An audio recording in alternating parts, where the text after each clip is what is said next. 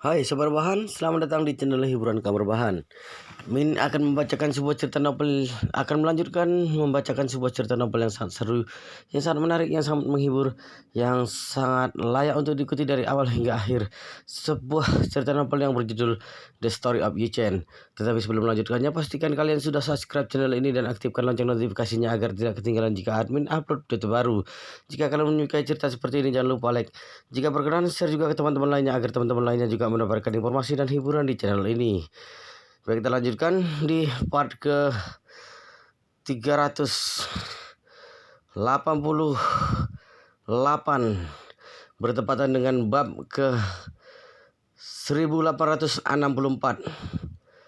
Meskipun Xiao Weiwei telah mati-matian mengikuti Wang Yunpei selama beberapa tahun dan dia bahkan juga mengandung anaknya, tetapi dia tetap dicampakkan dengan begitu saja oleh Wang Yunpei. Kemudian Xiao Weiwei menjadi selir dan bahan permainan Xiao Yiqian dan Wei Changming. Mengikuti mereka alih-alih mendapatkan banyak keuntungan, sebaliknya dia menderita banyak kerugian dan merusak reputasinya sendiri.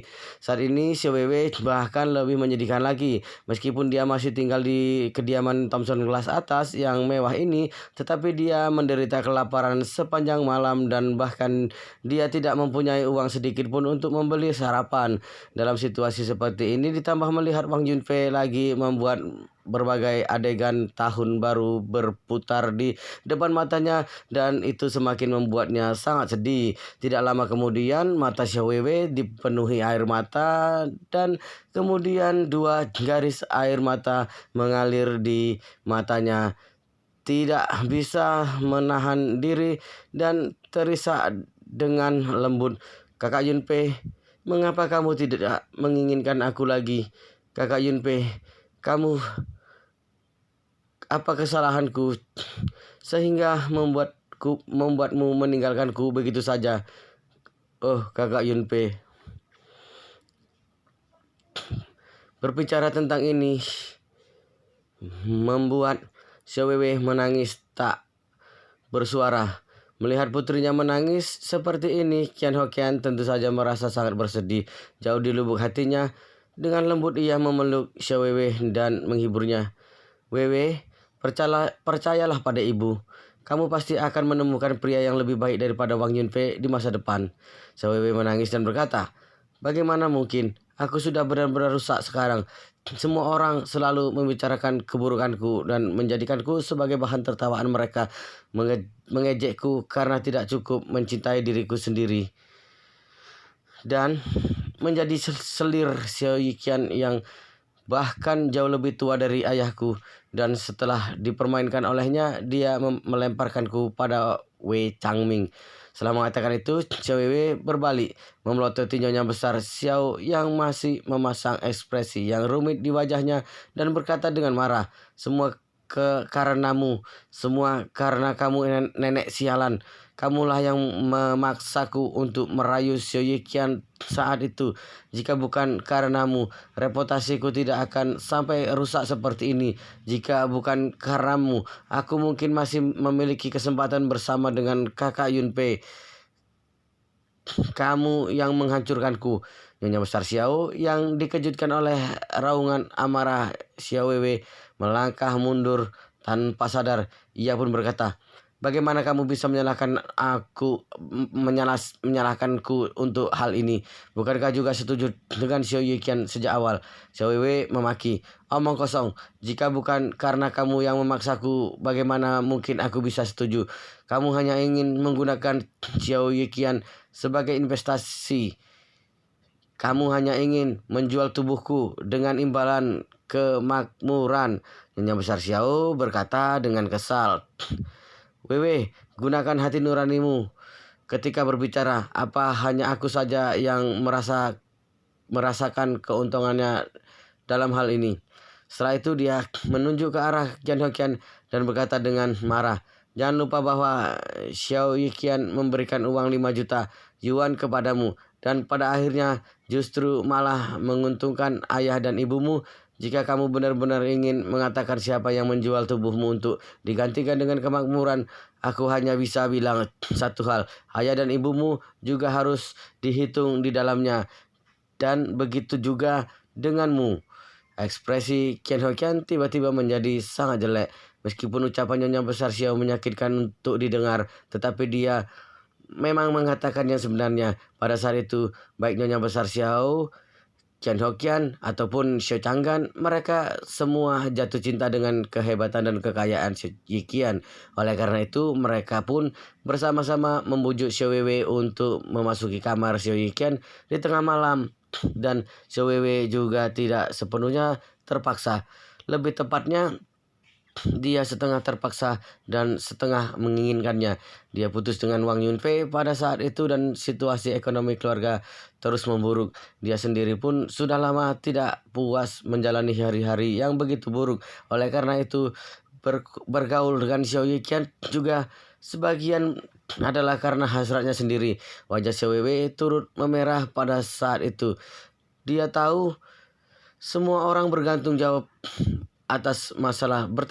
atas semua masalah ini, termasuk dirinya sendiri. Seperti kata pepatah, dalam longsoran salju, jika ada satu pun kepingan salju yang tidak bersalah. Memikirkan hal ini, dia juga kehilangan nafsu untuk terus berdebat dengan Nyonya Besar Xiao. Ia berjongkok di lantai, memeluk kepalanya dan menangis terseduh-seduh. Nyonya Besar Xiao mengabaikannya, tapi melihat mobil mewah yang banyak terparkir di pintu rumah Yichen dan sekelompok besar tokoh besar di sana membuat hatinya bersedih. Kian Ho Kian juga sangat kesal. Teringat kembali saat itu Yichen mengirimkan ke tempat pembakaran batu bara hitam membuatnya hatinya semakin lebih panas. Oleh karena itu dia pun mengetakkan gigi dan berkata memaki, bukankah Yichen ini hanyalah seorang penipu saja? Apa-apaan dia? Master Yi seperti apa dia? Master bajingan. Mengapa begitu banyak orang bisa percaya kepadanya? Mereka benar-benar buta. Nyonya Besar Xiao menghela napas berat dan berkata dengan penyesalan dan keputusasaan yang luar biasa. Seandainya aku tahu lebih awal bahwa Yichen akan seperti sekarang ini, aku tidak akan mengusir mereka dari keluarga. Aku sungguh buta. Saat ini di pintu masuk kediaman A05, Yichen memandang ke arah kerumunan bertanya dengan sedikit terkejut, "Mengapa kalian semua ada di sini?" Hongwu tersenyum dan berkata kepadanya, "Master Yi, tahun baru akan segera tiba. Semua orang berpikir untuk datang dan memberikan salam tahun baru kepada Anda terlebih dahulu dan juga akan memberikan Anda beberapa bingkisan tahun baru." Chen Zekai juga mengangguk dan berkata, "Master Yi, semua orang takut apabila datang bergiliran, maka akan menunda waktu Anda. Oleh karena itu, setelah berdiskusi dengan semuanya, kita semua pun memutuskan untuk datang bersama-sama." Qin Geng turut menimpal, "Master Yi, semua orang telah menyiapkan beberapa hadiah kecil untuk Anda dan saya harap Anda tidak merasa keberatan." "Benar," Wang Zhengang segera menimpali, "Master Yi, Anda adalah orang yang sangat hebat. Apabila hadiah dari orang biasa seperti kami tidak sesuai dengan selera Anda, mohon jangan dimasukkan ke dalam hati."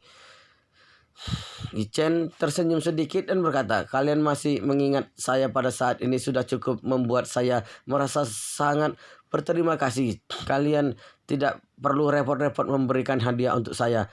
Song Jimu, Tuan Besar Song, melangkah maju saat ini dan berkata dengan serius, "Master Yi, kami semua berhutang budi kepada Anda. Pada kesempatan di tahun baru ini, kami harus menyiapkan hadiah ketika berkunjung ke tempat Anda. Dan ini memang sudah seharusnya kami lakukan." Yichen mengepalkan kedua tangannya berterima kasih. "Terima kasih Tuan Besar Song." Song Wanting berdiri di sebelah Song Jimo hari ini mengenakan pakaian Cheong Sam ala Tionghoa. Hari ini dan pakaiannya semakin jelas menonjolkan tubuhnya yang seksi dan sisi feminimnya tanpa celah. Song Wanting sangat merindukan Yichen di dalam hatinya karena sudah lama tidak melihatnya. Begitu dia melihat Yichen menatapnya, wajahnya yang cantik itu seketika berubah menjadi memerah. Apa yang terbayang di dalam benaknya saat ini adalah adegan dirinya kala itu yang secara aktif memberikan ciuman pertamanya kepada Jichen. Ketika dia memikirkan hal ini, wajahnya menjadi lebih merah. Untuk mengalihkan perhatiannya, dia pun buru-buru menjawab dengan malu. Master Yi, aku ingin terlebih dahulu mengucapkan selamat tahun baru kepada Anda.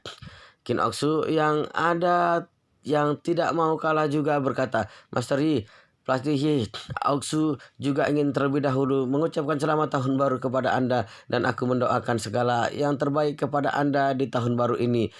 Chen Xiaozhao buru-buru berkata, Master Yi, Xiaozhao juga ingin mengucapkan selamat tahun baru.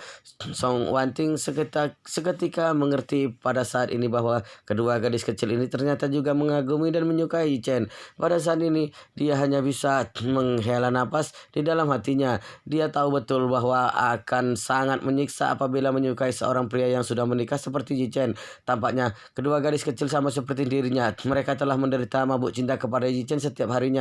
Dengan senyum di wajahnya, Ye Chen mengucapkan terima kasih kepada ketiga wanita itu satu persatu. Kemudian Li Tailai sambil membawa Zhao Hao di depan, mengepalkan kedua tangannya dengan hormat dan berkata, Master Ye, sejak terakhir meminum pil permajaan dari Anda, tubuh ini menjadi semakin lebih kuat lagi.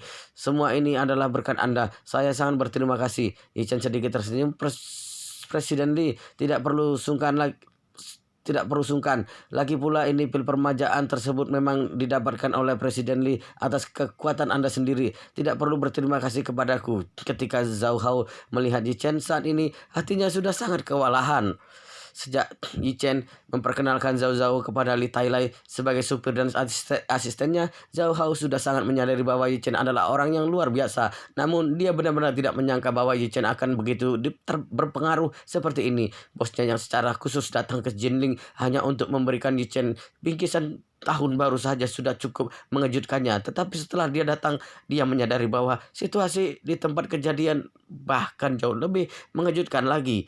Seluruh tokoh-tokoh hebat dan besar di kota Jinling semuanya datang. Selain itu masing-masing dari mereka datang dan berperilaku dengan sangat rendah hati di hadapan Yi Chen. Pemandangan ini benar-benar mengejutkan. Justru karena keterkejutan yang tidak tertandingi di hatinya membuat Zhao Hao merasa sedikit bingung ketika menghadap Yi Chen. Yi Chen memandang Xiao saat ini dan berkata sambil tersenyum, Hoji, bagaimana kabarmu? Zhao buru-buru menjawabnya, Master Yi, saya akhir-akhir ini baik-baik saja. Semua berkat perhatian dan penjagaan dari Anda dan Presiden Li. Ketika Yi Chen mendengar ini, dia tidak bisa menahan diri untuk menjadi serius dan berkata dengan sungguh-sungguh, Haozi, semua orang yang hadir di sini dapat memanggilku dengan panggilan Master Yi, tetapi hanya kamu saja yang tidak boleh. Zhao Hao berkata dengan tanggung, Iya, saya, termasuk Presiden Li, begitu banyak orang yang sangat menghormatimu. Bagaimana bisa saya dijadikan pengecualian? Yi-Chen berjalan ke arahnya, menepuk pundaknya, dan berkata dengan sangat serius, Hoji, mereka semua memanggilku Master Yi adalah karena setidaknya aku pernah membantu mereka, tetapi berbeda denganmu. Zhao Hao segera menjawabnya, saya juga bisa dapat pada hari ini berkat bantuanmu. Bantuan yang Anda berikan kepadaku sungguh berdampak sangat besar kepadaku dan saya harus menghormati Anda lebih dari yang lain. Yi Chen berkata dengan ekspresi yang sedikit tidak senang. Jangan berbicara omong kosong denganku di sini. Kita berdua tumbuh besar bersama di panti asuhan. Meskipun kita tidak dilahirkan oleh ibu yang sama, tetapi pada tahun-tahun kita melewati hari bersama di panti asuhan. Kita sudah bagaikan saudara kandung sendiri. Selama bertahun-tahun kita saling mendukung satu dengan yang lainnya, bergantung satu sama lain dan berbagi suka dan duka bersama. Aku membantu karena itulah yang memang seharusnya dilakukan oleh sesama saudara. Mengapa kamu masih begitu sungkan denganku? Ketika mendengar ini, Zhao Zhao merasa malu di dalam hatinya, tetapi di saat yang bersamaan dia juga merasa bersyukur. Dia berpikir dalam hati, aku selalu takut bahwa aku tidak dapat bersanding dengan Yi Chen.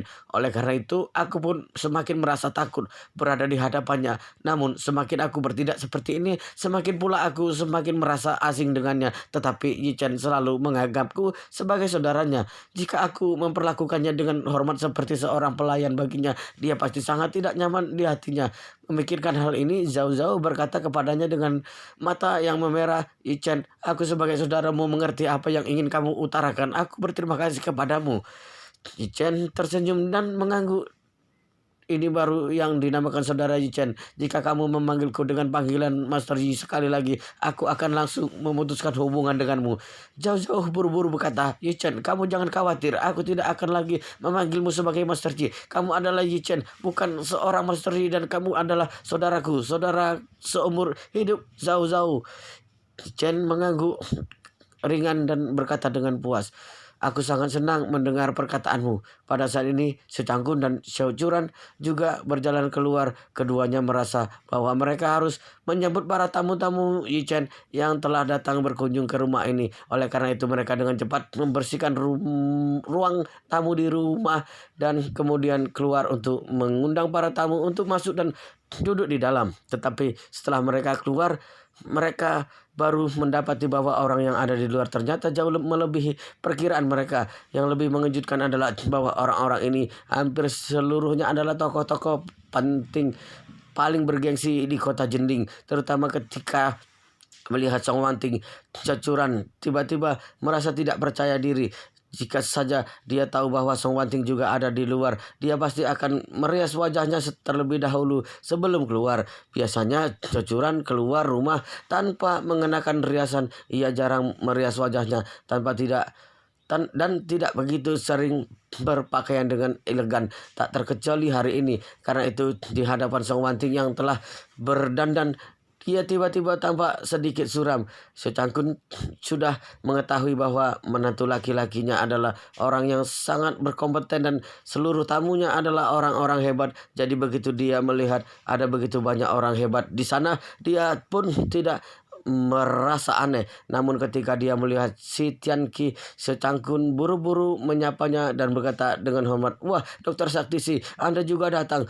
Anda adalah penyelamat diriku. Seharusnya saya yang datang untuk mengucapkan tahun baru kepada Anda. Si Tianqi pun merasa sedikit canggung karena dia tahu betul bahwa praplegia tinggi yang diidap oleh Secangkun akibat kecelakaan mobil tersebut disembuhkan oleh Yichen menggunakan obat ajaibnya, dan itu semua tidak ada hubungannya dengan dia. Oleh karena itu si Tianqi sangat merasa malu dan sangat canggung ketika melihat Secangkun begitu menghormatinya. Kemudian ia buru-buru berkata, Tuan Xiao, Anda terlalu sungkan kepadaku. Saya berhutang budi banyak sekali kepada Master Yi. Oleh karena itu sudah sepantasnya apabila aku datang mengunjungi Master Yi untuk mengucapkan selamat tahun baru.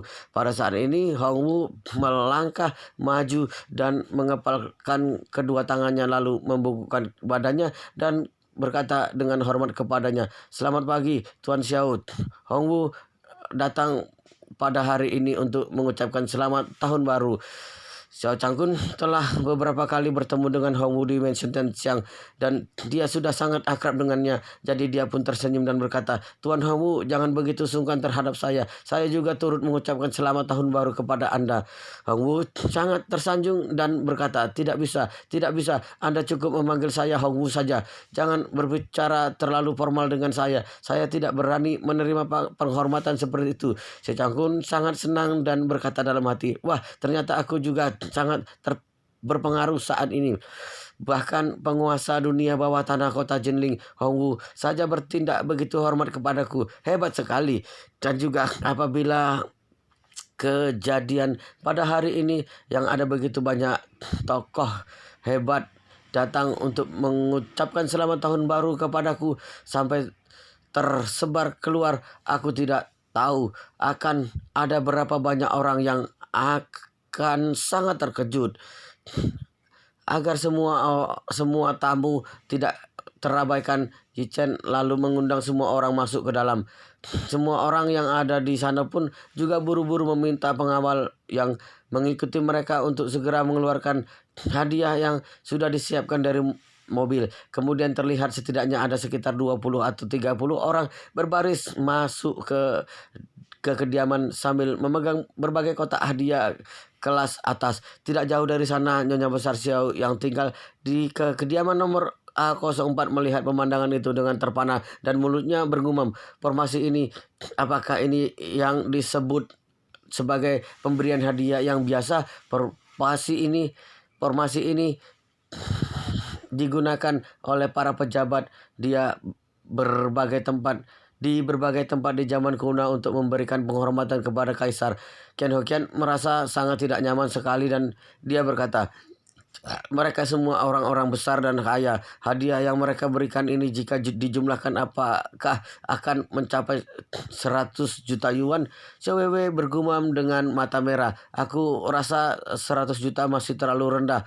Wang Jenggang saja sudah menghadiahkan dengan sebuah rumah dan nilai dari rumah itu saja sudah lebih dari 100 juta yuan. Nyonya besar Xiao berkata dengan ekspresi yang sangat menyakitkan. Tidak kuat lagi.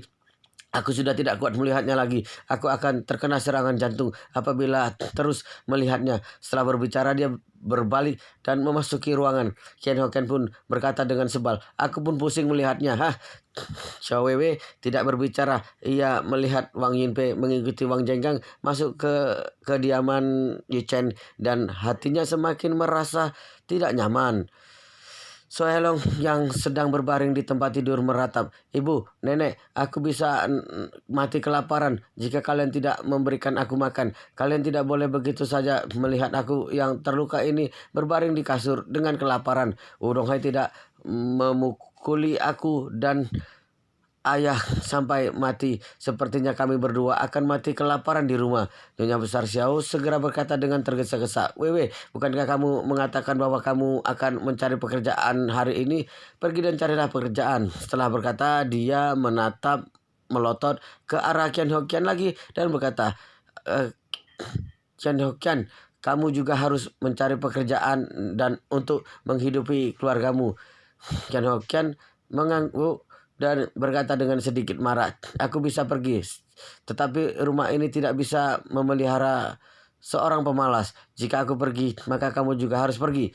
Aku, Nyonya besar Xiao berkata dengan terbata-bata. Dia sangat marah. Aku sudah sangat tua. Kamu membiarkan aku pergi mencari pekerjaan. Ken Hokian bertanya balik kepadanya, mengapa? Apa hebatnya menjadi tua? Kalau sudah tua jadi tidak perlu makan. Jika kamu dapat menyatakan bahwa kamu tidak perlu makan, maka kamu tidak perlu pergi bekerja. Pergi ke kamar tidur utara, buka jendela, buka mulutmu dan makan angin saja. Kamu omong kosong. Nyonya besar Xiao sangat marah. Aku sudah sangat tua. Jika kamu tidak membiarkan aku makan, apakah kamu ingin memaksaku untuk mati? Ken Hoken berkata dengan wajah dingin. Situasi di rumah sangat menyedihkan saat ini. Siapapun harus menemukan cara untuk menghasilkan uang untuk menghidupi keluarga. Changgan dan Hailong sekarang sudah sedang terluka.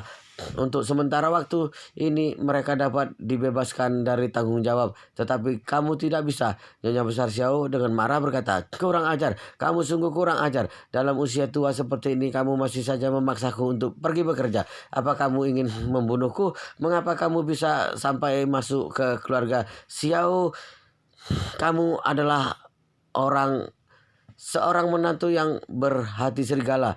Langit maha melihat, petir akan menyambarmu sampai mati. Ken Hoken mencibir dan berkata, jangan tawar-menawar denganku. Aku tidak akan memaksamu, tetapi uang yang kuhasilkan tidak akan kuberikan kepadamu. Silakan kamu pikirkan cara untuk dirimu sendiri. Nyonya besar Xiao tidak lagi berani bertindak arogan. Dia pun berkata dengan kesulitan, kita semua tidak bisa pergi bekerja. Setidaknya kita harus menyisakan satu orang di rumah untuk mengurus Changgan dan Hailong. Ken Hokian berkata, maka kamu semakin tidak pantas untuk merawat mereka berdua. Mereka sekarang berbaring lumpuh di tempat tidur. Kamu bahkan tidak mempunyai kekuatan untuk membalikkan tubuh mereka. Apa gunanya menyisakan kamu di rumah? Setelah mengatakan itu, Ken Hokian memandang Xiao Weiwei dan berkata, Weiwei, bagaimana kalau kamu tinggal di rumah dan merawat ayah dan kakakmu? Biarkan aku dan nenekmu yang pergi mencari pekerjaan. Xiao Weiwei mengangguk ringan. Baik, pada saat ini di rumah Yi Chen, Malan dengan kaki kanannya yang digips sedang menatap terpana kepada pemandangan yang ada di depannya. Jangankan tentang para tokoh besar yang datang ke rumahnya, tetapi hanya hadiah saja sudah menumpuk di ruang tamu menjadi sebuah bukit. Mulutnya yang bersemangat hampir menyeringai lebar sampai ke belakang telinganya, dan dia sudah tidak sabar untuk segera membuka hadiah ini satu persatu. Tetapi dengan begitu banyak orang besar di sini, dia pun merasa sedikit malu melakukannya. Sebagai bawahan Yichen yang paling setia, Hongwu juga adalah pemrakarsa kunjungan bersama ini. Ia mengeluarkan selembar kertas dari sakunya dan berkata dengan keras, "Master Yi, saya mempunyai daftar hadiah di sini. Semua hadiah kecil yang diberikan oleh rekan-rekan sekalian juga telah dicatat di sini. Izinkan saya membacakan untuk Anda." Sebelum Yichen berbicara, Malan yang ada di sana buru-buru berkata dengan penuh semangat, "Bacalah, bacalah, bacakan dengan keras." Ongu segera berkata, "Nyonya, tidak perlu khawatir, saya pasti akan membacakannya dengan sangat lantang." Setelah berkata, dia mendehem dan membaca dengan lantang. Cendekai dari Buckingham Palace memberikan satu set pila pemandian air panas bayang yang terletak di Hotel Spa Camp Alice senilai 80 juta yuan. Kalimat ini sangat mengejutkan Malan dan membuatnya terpana.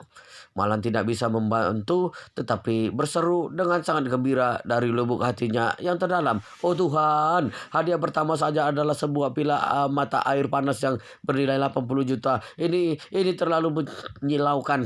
Aku benar-benar ingin pergi ke Hotel Spa Camp Alice sekarang untuk menikmatinya." Namun segera setelah itu Malan melihat ke kaki kanannya dan bergumam dalam hatinya, "Kakiku masih digigit. Sepertinya aku tidak bisa berendam di sumber air panas untuk sementara waktu, bukan? Tapi tidak masalah. Bagaimanapun juga Hotel Spa Camp Alice tidak akan bisa pergi kemana-mana dan masih belum terlambat untuk menunggu hingga kakiku sembuh." Hotel Spa Camp Alice adalah sebuah anak bisnis yang dimiliki oleh Buckingham Palace. Pada saat itu Zhou Rongling juga pernah secara khusus mengundang Yichen dan Sichuan untuk pergi ke sana. Itu adalah hotel sumber air panas terbaik di kota Jinling dan bahkan di provinsi ini. Hotel Spa Camp Alice mempunyai cakupan area yang cukup luas. Seluruh kaki gunung hingga lereng gunung adalah bagian dari bisnis mereka. Selain hotel spa, mereka juga memiliki beberapa villa spa yang tidak dijual untuk orang lain. Semua villa pemandian air panas ini dibangun di tengah gunung. Villa-villa ini memiliki pemandangan yang sangat indah, arsitektur yang indah, dan juga dekorasi yang mewah. Tetapi yang lebih penting lagi adalah bagian dalam villa tersebut mempunyai sumber mata air panas khusus yang selalu mengalir sepanjang tahun. Satu-satunya kelemahan dari segala keindahan yang dimiliki villa ini adalah koneksinya yang terpencil. Bagaimanapun juga sumber air panas alami terkait erat dengan geografi dan bentang alam. Seluruh hotel Spa Camp Alice dibangun di pegunungan. Jarak dengan kota sangatlah jauh dan memakan waktu perjalanan yang lama sehingga membuat tempat itu cocok untuk liburan tetapi tidak cocok untuk hidup dan menetap di sana untuk jangka yang panjang. Sichuan dan Xiao Changkun juga sangat dikejutkan oleh hadiah mewah tersebut hingga membuat mereka tidak bisa berkata-kata. Pada saat ini Chen Zhikai berkata, "Master Yi, pila spa yang saya hadiahkan kepada Anda ini selalu menjadi barang yang tidak dijual di Hotel Spa Camp Alice dan juga tidak pernah ditempati untuk menjamu tamu luar. Mata air panas di sana kaya dan akan mineral yang baik untuk menjaga kesehatan. Ke depan Anda dapat sering pergi berlibur dengan istri Anda beserta paman dan bibi untuk bersantai di sana. Di saat Anda tidak ada di sana, kami juga sudah menyiapkan beberapa asisten rumah tangga profesional untuk selalu mengurus villa Anda, untuk membersihkan dan merawat villa Anda setiap hari dan memastikan tidak ada satu butir debu pun yang tertinggal." Setelah itu Chen Zhikai kembali berkata, "Kunci villa, sertifikat kepemilikan, dan dokumen terkait lainnya semuanya ada di dalam kotak hadiah. Saya harap Master Yi dapat menerimanya." Yichen mengangguk dan tersenyum kepadanya. "Saya menerima niat baik daripada Presiden Chen." Yichen tidak berpikir bahwa pila spa yang berharga 10 juta yuan tersebut sangat berharga baginya, terutama karena Chen Zekai mempunyai aset yang cukup banyak sehingga hadiah kecil ini juga tidak terlalu berarti baginya. Securan sedikit gugup dan berkata di telinga Yichen, "Suamiku, bagaimana kita bisa menerima hadiah yang begitu mahal?" Yichen melambaikan tangannya dan dengan datar berkata, "Istriku, jangan khawatir tentang ini. Aku menerima hadiah dari mereka dan tentu saja aku akan membalas mereka dengan cara yang lain." Hong Wu memandang Yichen saat ini dan bertanya dengan hormat, "Master Ji, apakah saya boleh melanjutkan?" Yichen mengangguk, "Silakan." Wow, luar biasa sekali guys, ceritanya sangat seru, sangat menarik, sangat membuat kita penasaran jika tidak mengetahui cerita kelanjutannya. Tetapi sepertinya di part ini, di video ini sampai di sini dulu dan kita akan lanjutkan di part berikutnya di video selanjutnya. Pastikan kalian sudah subscribe channel ini dan aktifkan lonceng notifikasinya agar tidak ketinggalan jika admin upload video terbaru. Jika kalian menyukai cerita seperti ini, jangan lupa like. Jika berkenan, share juga ke teman-teman lainnya agar teman-teman lainnya juga mendapatkan informasi dan hiburan di channel ini. Baik, kita lanjutkan di part berikutnya di video selanjutnya.